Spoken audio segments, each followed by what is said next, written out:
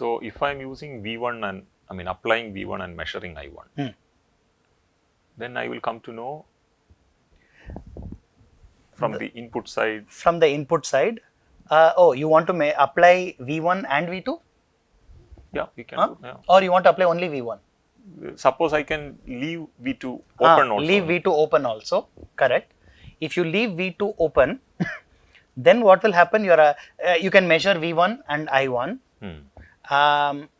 Then what will happen is you are measuring something under a specific condition. Correct. At that point. Correct. So actually, if you leave V2 open, you are specifically saying that I2 is 0. Yeah. That is the condition that you are measuring. Correct. You are right. So that will give you one measurement. So perfect. So that will give you one measurement. So maybe what we'll do, we'll take the first case. Yeah. Right. And we will see what happens. Yeah. Shall we do that? So we are going to say that apply V1 and V2. Apply V1 and V2, and we want to find out I1 and I2. Correct? I'm trying to see which is the easier way. I think that is the easiest one, no? Yeah. So, from the point of view of understanding, apply I1, I2, correct. Maybe the second one is easier for them to understand. So, see, we are measuring this, no? Yeah. So, this is the dependent variable. Correct. And this is the independent variable. Yeah. So, which is easier, first one or the second one? What do you feel? I think both are Okay. Yeah. We'll start with the first one then. Yeah. We'll start with the first one. So, I'm going to take your 2-port. I'll draw it a little bit bigger now because we probably want to start marking voltages and currents, no?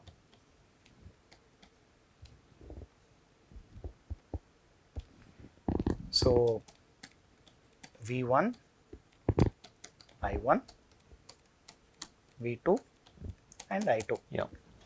So, now you are applying V1 and V2. Yeah. Okay. So, which means you don't know, V1 and V2, you don't know I1 and I2.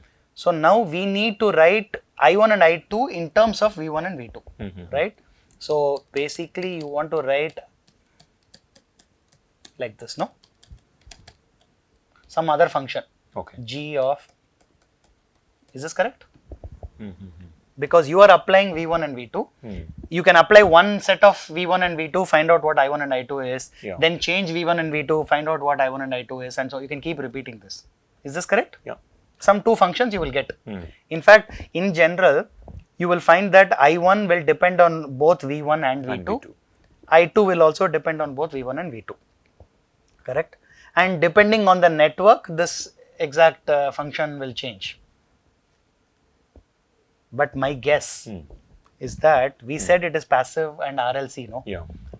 So, most likely, my guess is that this function cannot be some nonlinear function, no? Yeah. Most likely, it must be some linear function. Correct. Because I am using linear components. Correct. Resistance, linear, purely linear. And L and C also, in the Laplace domain or in the phasor domain, they are linear.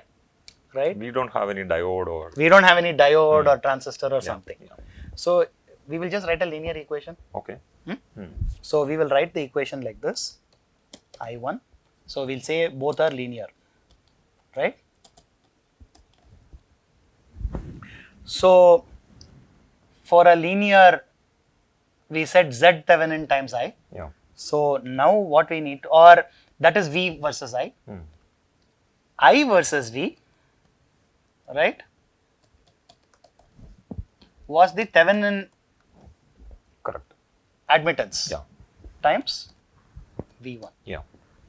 So, here because we are relating I1 to V1, so we want something like this plus some other something like this is what we should get, no? Correct. Because dimensionally it looks like an admittance, but they will be different. It will be different. I was about to say that. Yeah. So we can't just write Y and Y. Yeah.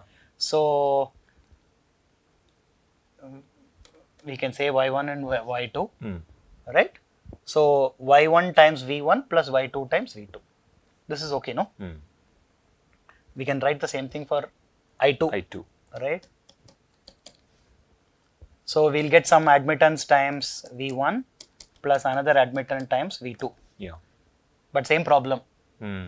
These two y's will also be different. So maybe we have to use more I think so. digits. Correct.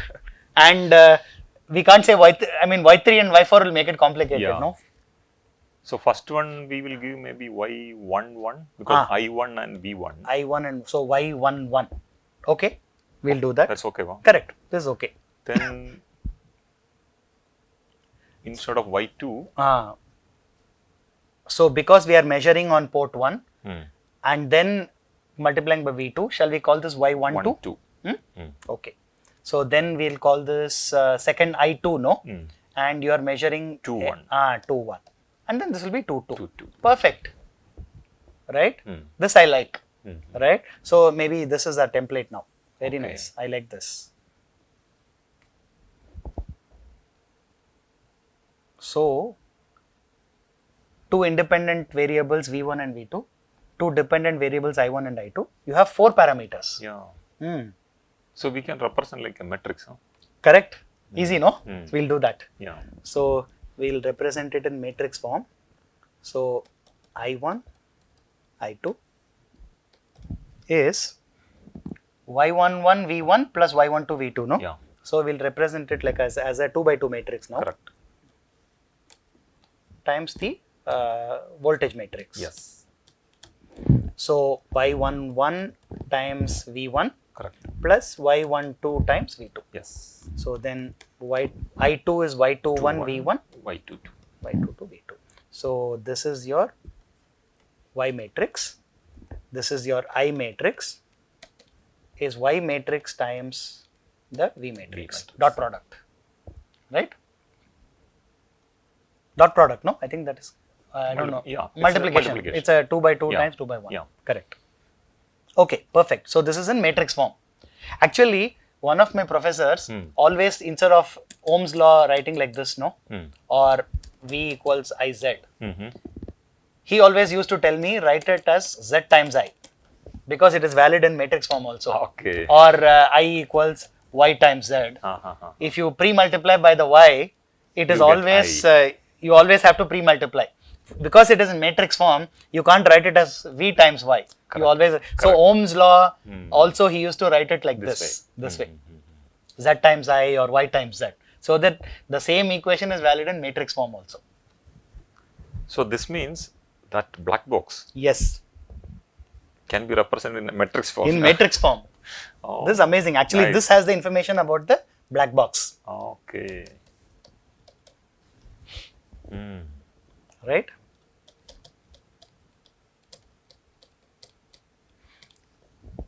It's amazing. So looks like whatever you need to know about the two port comes in these 4 parameters: Y11, Y12, Y21, Y22.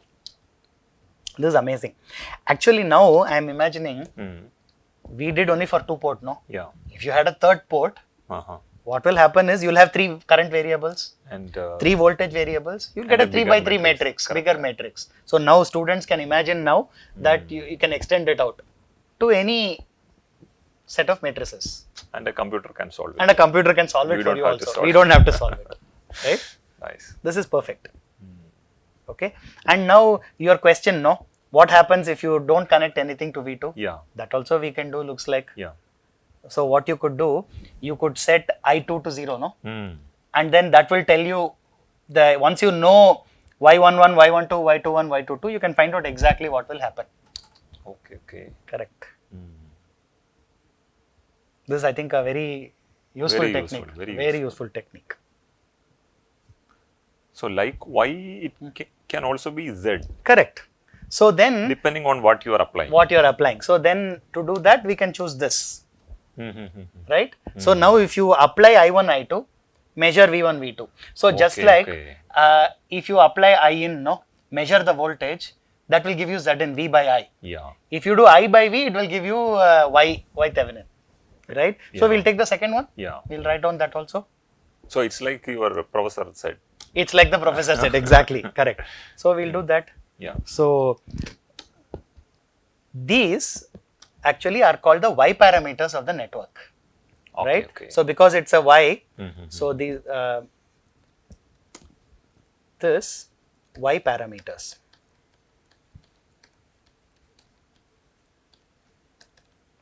of the two port. Okay, okay.